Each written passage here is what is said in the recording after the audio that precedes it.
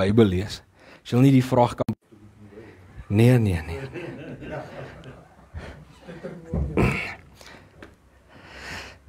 Wie is die skrywer van die meeste boeke in die Nuwe Testament? Ja, Paulus. Hy het amper al die boeke geskryf in die Nuwe Testament. Nou wonder ek, lees julle Bybel as julle by die huis is? Of lees julle nie die eerste bladsy van die boeke waar hy sê, ek die apostel Paulus of apostel Paulus, of wat ook al eerst in sy briewe staan nie. Maar ja, my tema vir vandag waar ek oor met julle wil gesels is tyd vir groei. Ek dink dit is belangrik om bietjie oor dit te gesels vandag, want nuwe jaar lê mos om die draai. Ek wil bietjie eerlik praat met ons as 'n gemeente vandag en selfs, ek sien almal is nie hier nie, is maar min, maar selfs die wat kyk na die tyd, gaan definitief hierdie video deel tot hulle moeg is om hom te sien, want ek wil hê ons hele gemeente moet hierdie preek sien, en ook mense wat selfs nie van die gemeente is nie, kan ook dalk wel iets hieruit leer.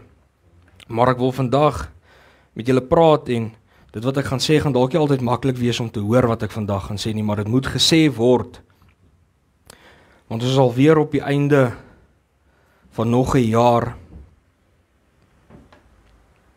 en ons almal maak mos nuwejaarsvoornemens, as die nuwe jaar kom, ek gaan bietjie gewig verloor, ek gaan bietjie dit, en ek het spesifiek 'n paar mense in hierdie gemeente gehoor, veral laas jaar toe pastoor gepreek het hy ook 'n mooi woord gebring, en baie mense het gesê, ja nee, hulle nuwe jaar voorneem, ons gaan bietjie geestelik groei met die jaar wat voor lê, en nou is ons aan die einde van daai jaar, die einde van 2025, en nou wonder ek, hoe het jy jou nuwejaarsvoorneme gehou vir 2025, en ek wil nie op 'n wêreldse perspektief gesels vandag, ek wil bietjie meer na dit kyk op ons geestelike welstand vandag, en bietjie daaroor gesels, want,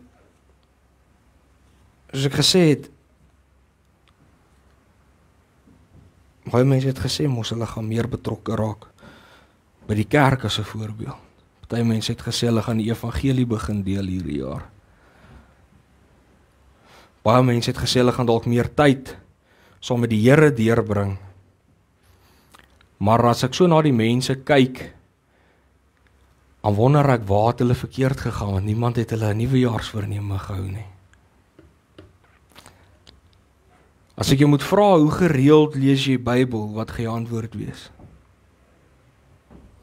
Jy hoef my nie te antwoord nie, antwoord jouself daai vraag. As ek jou moet vra, hoe gereeld spandeer jy tyd in aanbidding, wat gaan jou antwoord wees?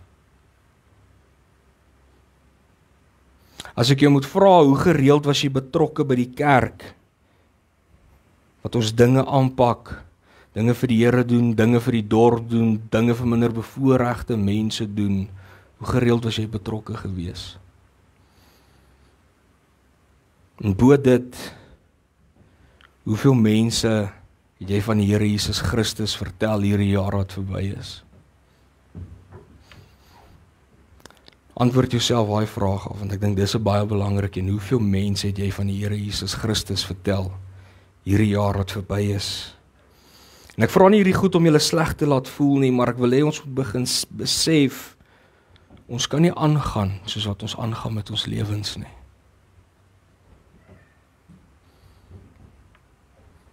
Ons preek Sondag na Sondag dieselfde boodskap, oor en oor.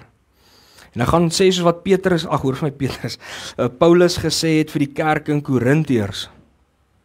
En ek lees dit weer in die week, en dit het eintlik my hart seer gemaak toe ek dit lees, en Paulus sê dit ook vir die kerk in Korintiërs, en hy sê, dit het tyd geword dat daai gemeente van Korintiërs moet ophou melk drink. En ek wil daai selfde ding vanoggend vir ons gemeente sê. Dit het tyd geword dat ons ophou melk drink. Dit is tyd dat ons moet begin om vaste spys te eet.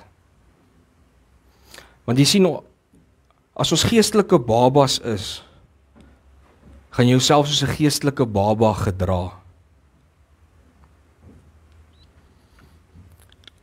En mens sien dit in die kerk, en nie net in ons kerk, maar jy sien dit want as jy geestelike baba is, gooi jy tantrums en jy huil oor klein onnodige goeters, net soos wat dit in die fisiese wêreld is met 'n baba wat huil as hy nie sy sin kry nie. Ek gaan vandag dit reguit sê, alles draai nie om ons as 'n persoon nie. Hierdie gemeente gaan nie oor een persoon nie, dit gaan nie oor jou nie, dit gaan nie oor my nie. Moenie dink jy is so belangrik dat alles net oor jou moet gaan en almal moet jou net gelukkig maak nie. Dit is nie waaroor ons hier is nie. Ons is nie hier vir 'n mens nie. Ons is hier vir die enigste waaragtige lewende God en om sy naam groot te maak en hom eer te bring en vir hom te werk. Dis hoekom ons hier so moet wees. Nie vir 'n mens of vir jou eie image of vir jou eie wat noem jy dit, jou eie jou eie ek, wat noem mense dit nou weer? Jou eie selfbeeld nie, wat ook al jy dit wil noem nie. Ons kan nie meer babas wil wees nie, dit is tyd dat ons moet geestelik groei, sodat ons as 'n gemeente kan begin groei. En sodat ek en pastoor Gert julle met vaste spys kan begin voer, ophou maklike melkies voer, titi bottel voer. En weet julle wat het my Jan laat dink ook nou, omdat dit die einde van nog 'n jaar is, ek het baie van ons gemeentelede hier gekry. Oom Roland sal weet, ja, hoeveel van die gemeentelede het ek hier gekry, toe ek hier gekom het.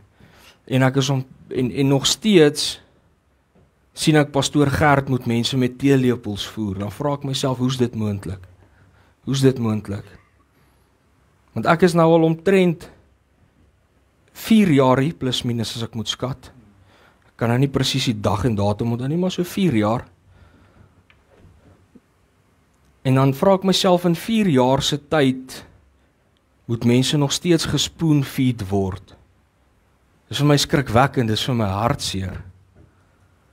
Hoekom groei die mense nie?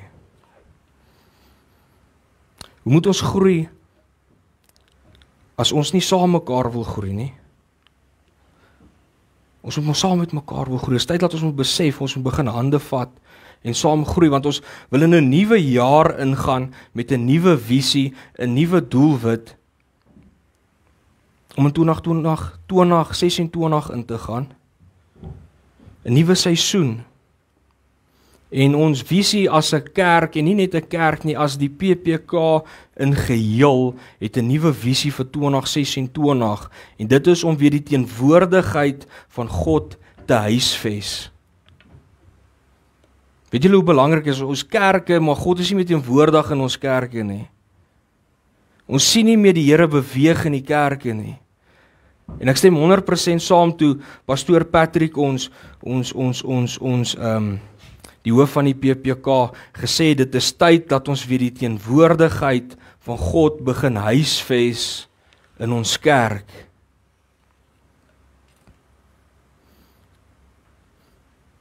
En dit is ook tyd dat God weer welkom is in ons gemeente. En dit gaan net gebeur wanneer ons begin God eerste stel in ons gemeente en nie meer oor ons eie ek nie. En ons gaan ons eie ek moet begin neerlê en besef alles gaan nie oor onsself nie. Ons moet die leiersels oorgee aan die Here en sê Here, U is die een vir wie hierdie gemeente is, nie vir onsself nie. Ons moet ook besef, om 'n Christen te wees, en ons het so ligtelik daaroor gepraat vanoggend daar in die bidkamer, om 'n Christen te wees, gaan nie oor jouself, dit gaan daaroor om jou eie ek neer te kan lê en vir ander lief te wees ten spyte van hulle foute. Naaste liefde, dis die regte woord, naaste liefde. En dit is waarby ek wil stil staan vandag, en dis dat ons moet geestelik groei, want wanneer jy geestelik volwasse is, sal jy jou naaste lief hê. As jy nie jou naaste lief het nie, is dit vir my nogal 'n baie redelike bewys waar jou geestelike lewe staan. As ons nie mekaar kan lief hê in hierdie gemeente en in eenheid die Here aanbid nie, Hoe verwag ons dat ons God se teenwoordigheid moet huisves as ons nie 'n eenheid in 'n gemeente is nie, as ons nie mekaar kan lief hê, mekaar met liefde hanteer nie, mekaar met respek kan hanteer nie, as ons nie daar kan wees vir mekaar nie. God het ons 'n opdrag gegee om mekaar lief te hê. As julle by julle Bybel sien, dan kan ons bietjie daarna 2 Petrus 1 toe blaai vanaf vers 5. Dit is vir my interessant hoe ek hierdie woord gekry het as pastoor kerkie. Kyk, ek steel nie pastoor se preek nie. Ek het actually gisterand eers besef, pastoor Gert het oor hierdie selfde skrif 'n rukkie terug gepreek. Weet jy wie kan dit onthou nie?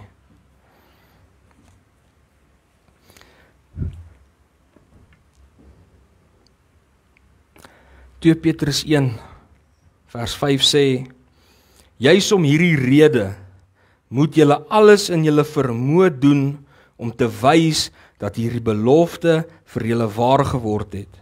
Dan sal julle geloof meebring dat julle leefstyl goed is.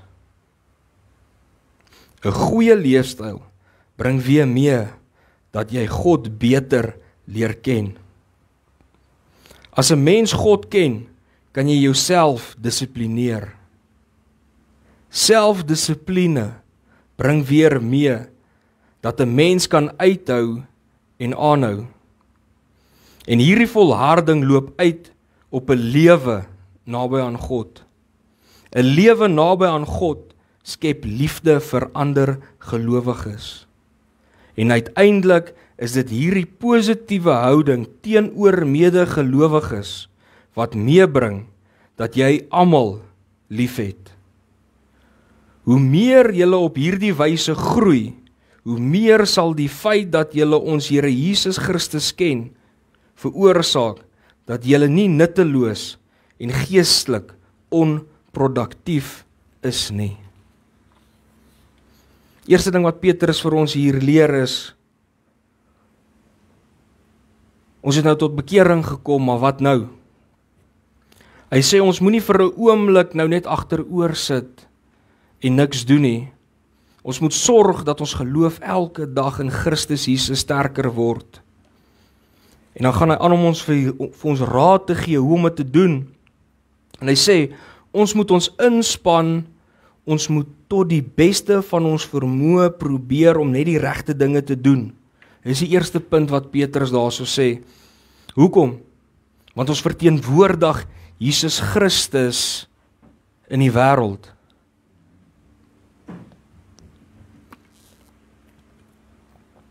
Ons sê dit amper elke Sondag, is dit nie so nie. Ons is die Bybel wat ongeredde mense lees. So as iemand van jou skinder of van jou sleg praat, wat is die regte ding om te doen? Is dit om jouself te wip en nie Sondag kerk toe te kom nie?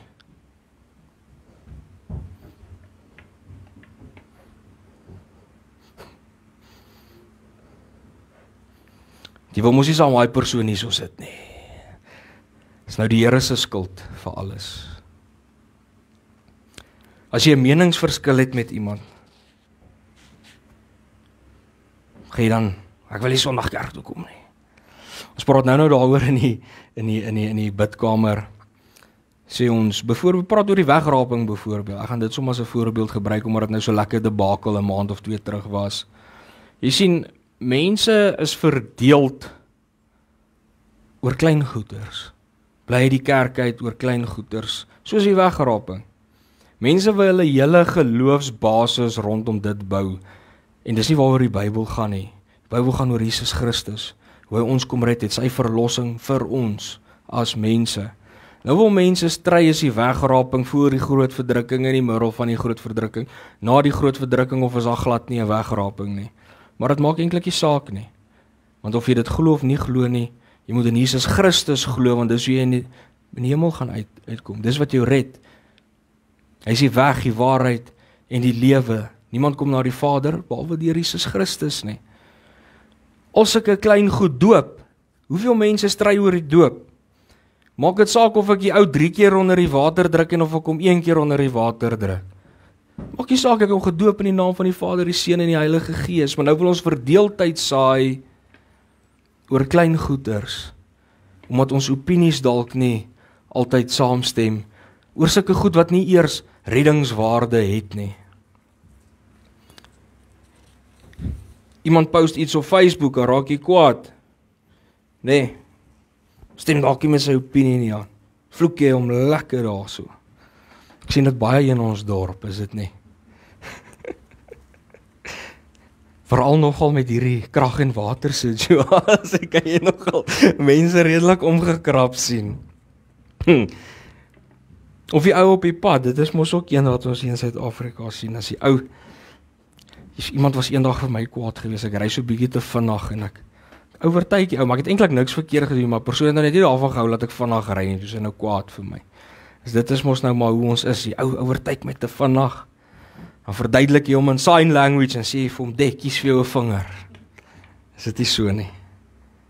Ek wil julle vra, sal julle saam met my stem, as ons Christene is ons ook diensknegte van die Here. Ek vra dit weer, laat julle mooi hoor wat ek sê, sal julle saam met my stem, as ek sê ons is Christene, en as ons Christene is ons dan diensknegte van die Here, stem julle saam. Hoor bietjie wat sê 2 Timoteus 24. Dit het my laat dink toe ek hieraan, toe ek hier lees, was so mooi. Sorry, ek is nogal dors vandag. Vers 24 sê, en 'n dienskneg van die Here, hoor mooi, moet nie twis nie, maar vriendelik wees teenoor almal, bekwaam om te onderrig, luister mooi, en een wat kwaad kan verdra. Dat ek het weer lees, hoor mooi wat sê hierso. En 'n dienskneg van die Here moet nie twis nie, maar vriendelik wees teenoor almal, bekwaam om te onderrig, en een wat kwaad kan verdra. Kind van God, nou wil ek julle vra, verdra ons mekaar ooit in hierdie gemeente? Ons sê ons is Christene, ons sê ons is diensknegte van God, maar verdra ons ooit mekaar in hierdie gemeente? As iemand jou kwaad maak, kan jy dit verdra, dis wat die skrif sê.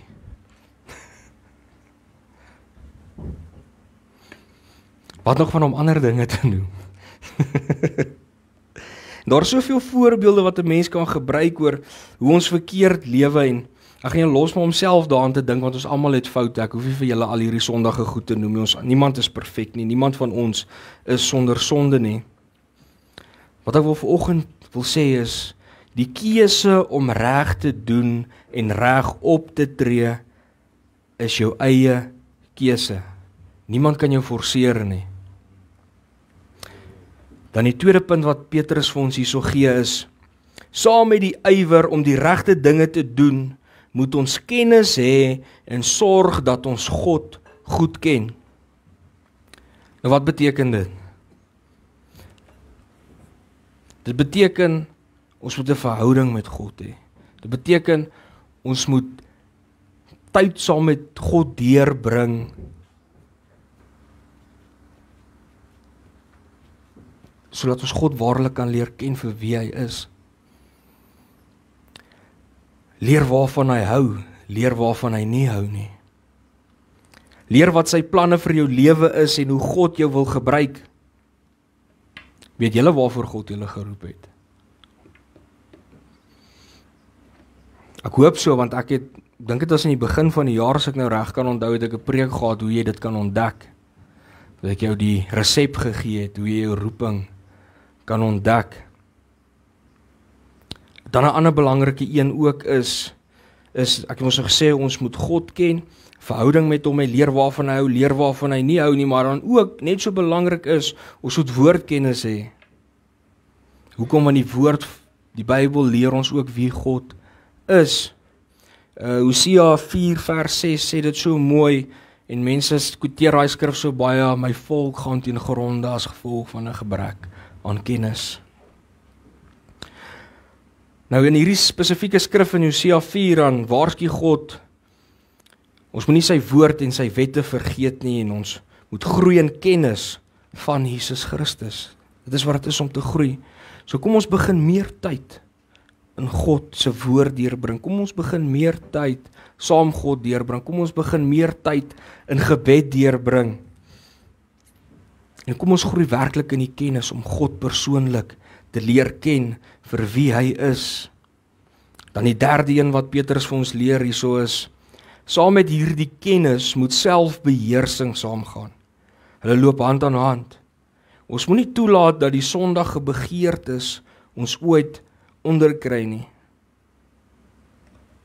Wat beteken dit? Wie al daai, ek het so 'n traktaat geskryf, breek die verslawing. Het julle al hom gelees? Ek weet nie of daar nog van hom oor is nie. Maar die wat hom gelees het, kom op dieselfde neer, kom op dieselfde prinsip neer. En ek wil dit vir julle lees hierso uit Romeine 6 vers 16 tot 17 wat sê: Besef julle nie dat as julle julleself vir iemand beskikbaar stel om hom as 'n slaaf te gehoorsaam, julle slawe is van die persoon aan wie julle gehoorsaam is nie. Julle is of slawe van die sonde wat tot die dood lei, of slawe van gehoorsaamheid wat lei tot geregtigheid. Aan God die dank dat julle wel slawe van sonde was, maar van harte gehoorsaam geword het aan die vorm van leer waaraan julle onderwerp is. So die stelling selfbeheersing wil ek vandag bietjie anders sê. Ek wil dit sê soos wat Paulus dit hier geskryf het in Romeine, dat ons die keuse het om 'n slaaf te wees van die sonde, of ons het die keuse nou om 'n slaaf te wees van geregtigheid. Jesus het die prys kom betaal vir sonde, sodat sonde nie meer ons meester kan wees nie. Ek gaan so 'n bietjie afgaan gou van my preek af. Julle moet besef, voor Jesus kom sterf het, was ons almal 'n slaaf van sonde gewees. Dis mense kon nie ophou sondig nie. Maak nie saak wat hulle gedoen het nie. Jy kan selfs kyk, God het tot die wet gegee en niemand kon die wet hou nie. Want almal was 'n slaaf van sonde gewees. Niemand kon dit breek nie. Daarom het ons 'n redder nodig gehad. Sy naam is Jesus Christus en hy het ons kom vrykoop as slawe van sonde.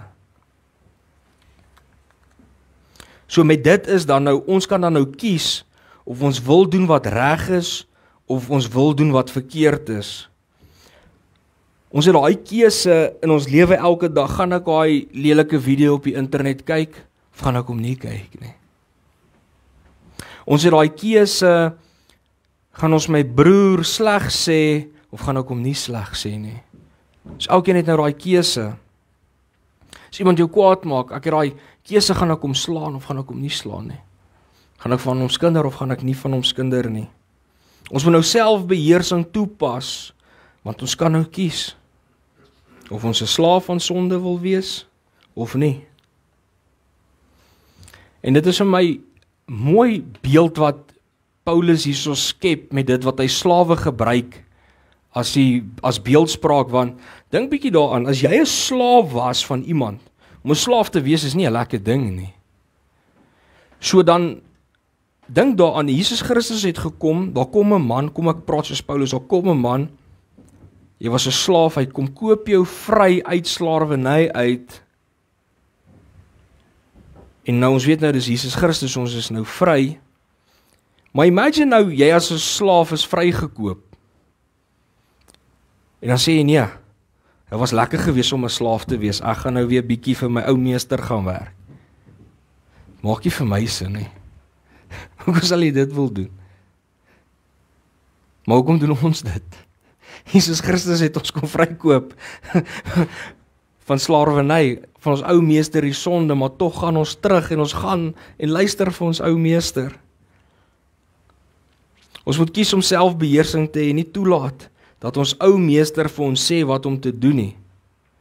Onthou, hy kan vir jou iets sê, maar ons hoef dit nie meer te doen nie. Want hy is nie meer jou meester nie, jy hoef nie vir hom te luister nie. Ons moet nou na Jesus Christus luister. Die 4de punt wat Petrus vir ons hierso gee, sy saam met selfbeheersing gaan standvastigheid. Ons moet aanhou glo en aanhou sterk staan. En dit het my laat dink, uit 3 punte gegee, hier is die 4de punt. So, as mens die vorige 3 punte reeds deel gemaak het van jou lewe, dan gaan jy outomaties begin vasstaan in jou geloof. Dan word ons nie meer beïnvloed deur mense om ons nie. Ons gee nie meer om oor wat mense sê en hulle opinies nie. Al wat dan vir ons saak maak is wat God oor ons te sê het. Ons laat nie die wêreld of wêreldse dinge ons beheer nie, en ons laat ook nie die storm in wat ons is, ons beheer nie, want omdat ons groei het ons in kennis, en weet julle wat is mooi as jy gegroei het in kennis? Ek wil my preek onthou van 2 weke terug. Wie kan dit onthou? Niks kan ons skei van die liefde van God nie. So ons kan vasstaan en weet in ons geloof dat niks ons kan skei van die liefde van God nie. Ek het mos ook daai dag gesê, Paulus sê dit so mooi, nie demone nie, nie engele nie, nie boaardse magte nie, niks, absoluut niks kan jou skei van die liefde van God nie. So ons moet sterk staan en nie toelaat dat ander dinge of mense jou weghou van die Here af nie. Want as God het vir ons 'n belofte gegee, soos ons sy hand is, sal niks jou daaruit kan vat nie. Maar wat vir my hartseer is, ek sien dat mense dit doen, hulle maak self daai keuse om te sê, okay, nee. Ander mense gaan my nou beïnvloed. Die 5de punt wat Petrus vir ons hierso sê is, hierdie standvastigheid waar niks jou omwaai, wat niks jou omwaai nie, gaan weer ook saam met 'n lewe wat God verheerlik.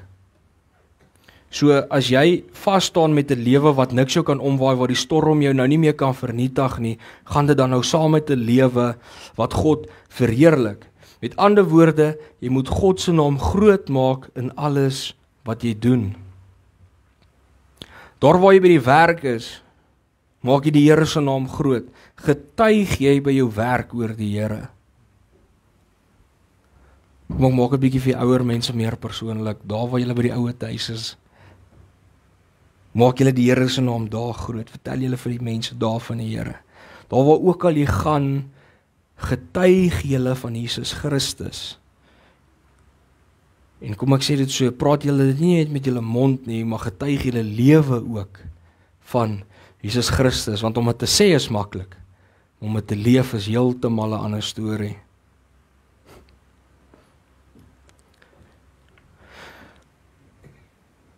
Dink ek moet myself herhaal en sê, en ek dink ek moet dit altyd anders, ek dink ek moet dit elke Sondag sê, totdat by mense begin insing. Ek sê vir my vrou, ek lees nou die dag gekom en ek kan nie onthou presies oor wat het die ding gegaan nie, maar dit gaan iets oor by 'n kerk. En die een ou kom en daai sê sy pastoor het vir 'n paar weke aan een dieselfde preek gepreek, want die mense wou nie luister nie. So toe hou hy aan preek tot hulle hom begin vra, maar hoor, hoekom preek jy dieselfde preek? Hy sê ek sal 'n ander preek wanneer julle begin luister.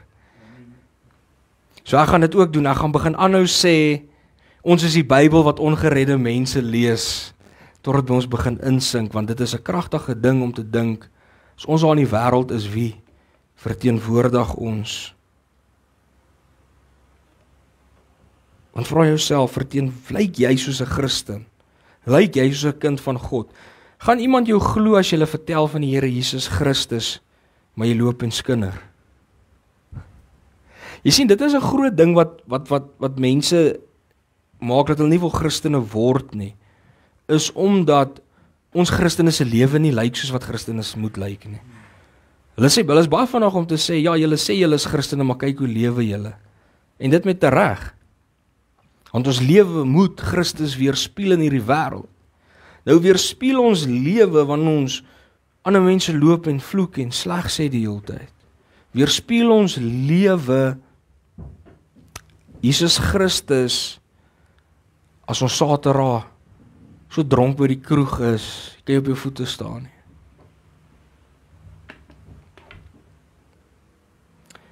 So kan ek baie voorbeelde noem.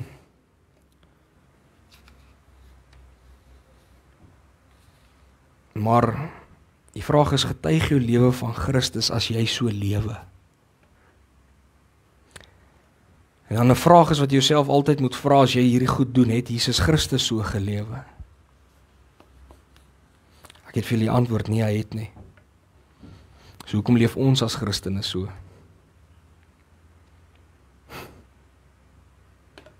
Dit is tyd dat ons lewe by ons bekering pas. Of het ons dalk nooit regtig tot bekering gekom nie?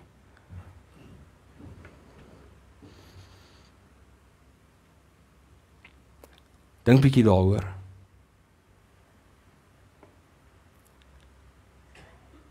Het ons werklik tot bekering gekom? Getuig ons lewe dat ons tot bekering gekom het? Waar wat Roland sê, as die Heilige Gees in jou is, as jy werklik tot bekering gekom, gaan jy vrug van die Gees dra. En dis hoe ons geredde mense en ongeredde mense kan onderskei tussen mekaar. Is om te sien of hulle vrug dra en of hulle nie vrug dra nie. 6de punt wat Petrus vir ons hierso sê is, saam met 'n lewe wat God verheerlik, gaan absolute loyaliteit teenoor ander gelowiges. Mense wil nie hierdie een hoor nie. Maar apostel Petrus vat dinge raak in hierdie skrif, hoor. Dis 'n kragtige skrif. En dit is tyd dat mense na hom ook begin luister. Nie net na my nie. Luister bietjie wat ons eerste kerkvaders ons geleer het daar in die Bybel. Die man wat die kerk begin het, Petrus, het al hierdie goed daai tyd aangespreek.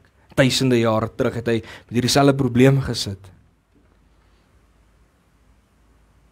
Ons as broers en susters in Christus moet loyaal wees teenoor mekaar. En dit sluit die volgende in. Ons moet teenwoordig wees in mekaar se lewens. Ons moet betroubaar wees.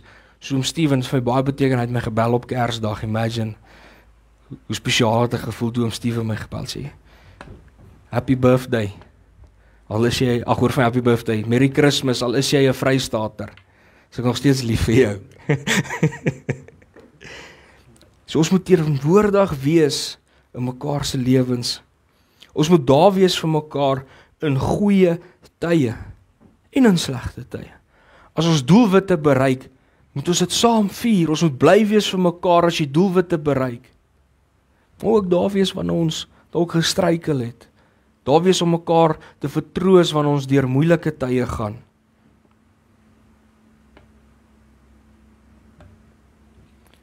Ons moet mekaar kan vertrou.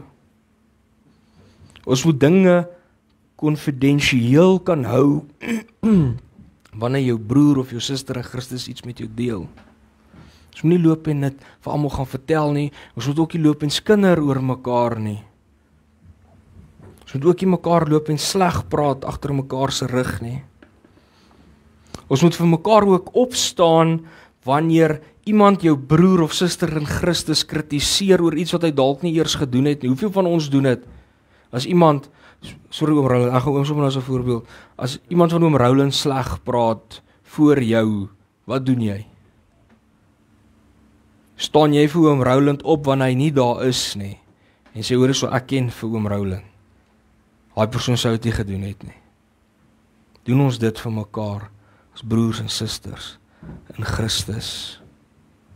En weet julle wat? Al maak ons foute, al doen iemand iets verkeerd, moet ons nog steeds daar wees vir daai persoon en om dieselfde genade en liefde betoon wat Christus ons betoon het. Want ons almal maak foute. Ons is nie perfek nie. En Jesus Christus het ons vergewe, so wie is ons om ook die ander te kan vergewe nie? Pastoor Gert sê dit baie, en dis nie Pastoor Gert wat sê, die woord van God sê dit, veral as jy modelgebed lees, Vader, vergewe my, soos wat ek my skuldenaars vergewe, dan wil ek jou vra, hoe verwag jy God moet jou vergewe, as jy nie iemand anders te kan vergewe nie? Ons moet ons verhouding prioritiseer met mekaar. Ons moet deur konflik kan werk. Baie keer is daar rusie tussen ons of wat ook al, maar ons moet ons verhoudings kan prioritiseer met mekaar. Vir ons as 'n orkes byvoorbeeld, ek gaan nou oom Johan gebruik as 'n voorbeeld. In 'n orkesverband, dink ek julle besef nie, maar mense wat in 'n orkes is baie fyngevoelig. Ek speel nou al 'n paar jaar in orkeste, dit is 'n feit, mense hou nie daarvan jy moet iemand anders sê, hoor eens hoe jy nou gespeel het, is nie reg nie. Maar dit is die mooi ding, wanneer ons 'n verhouding het met mekaar, moet ons konflik kan uitsorteer tussen mekaar, want ons is lief vir mekaar. Ons as 'n gemeente, as ons dalk nou net oor iets nie saamgestem het, nie sê nee, ek gaan nou nie Sondag kerk toe kom nie, want jy's nou kwaad vir daai persoon nie. Ons moet daai konflik kan uitsorteer. Ons moet nie net vriendskappe afskryf en wegloop as gevolg van hierdie goed nie. En ons moet begin tyd maak vir mekaar. Mekaar in liefde behandel. Net soos wat Jesus Christus ons met liefde behandel. Preek ek al lank, moet ek afsluit. Kom ek begin afsluit. Saam met loyaliteit en liefde vir mekaar moet ons ook liefde aan almal wys. Ons moet regtig omgee oor almal met wie ons te doen kry. Ons moet mekaar met liefde behandel. Weet julle met watse liefde moet ons mekaar begin behandel? Met onvoorwaardelike liefde. Laat dit bietjie by ons insing. Want as ons mekaar nie onvoorwaardelik lief het, gaan ons mekaar se foute die hele tyd raak sien. En mekaar die hele tyd uitwys op ons foute. Dis nie nodig om altyd almal af te breek vir dit wat hulle verkeerd doen nie. Ons almal maak foute. Kom ek sê dit, weet julle wat? Ek is nou al soos ek nou nog sit al so 4 jaar in hierdie gemeente en dit is snaaks genoeg, as jy tyd saam mense deurbring, kom jy agter wat hulle foute is, wat hulle tekortkominge is. En ek het nog nooit een van julle sleg gesê oor julle tekortkominge nie. En so ook julle nie vir my nie. Want ek is ook nie perfek nie. Maar hoekom doen ons dit met mekaar? Ons moet mekaar onvoorwaardelik lief hê. Ons moet mekaar lief hê ten spyte van ons tekortkomings.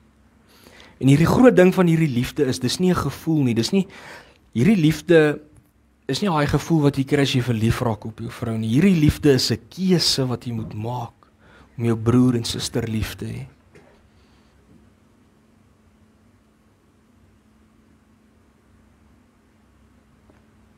En net soos wat Jesus ons lief het, moet ons dieselfde liefde aan mekaar betoon. En verdraagsaam wees teenoor mekaar. En kan vrede maak en mekaar vergewe. So kom ons vat hierdie jaar wat voor lê. Kom ons groei saam as 'n gemeente. Kom ons vergewe mekaar, ons vat hande hierdie jaar wat voor lê. Ons gaan in 'n nuwe seisoen van groei. En ek glo elkeen van ons gaan nie iemand anders te wil sien agter bly in hierdie proses nie. Ek wil graag sien hoe vat ons hande in 2026. Is lief vir mekaar.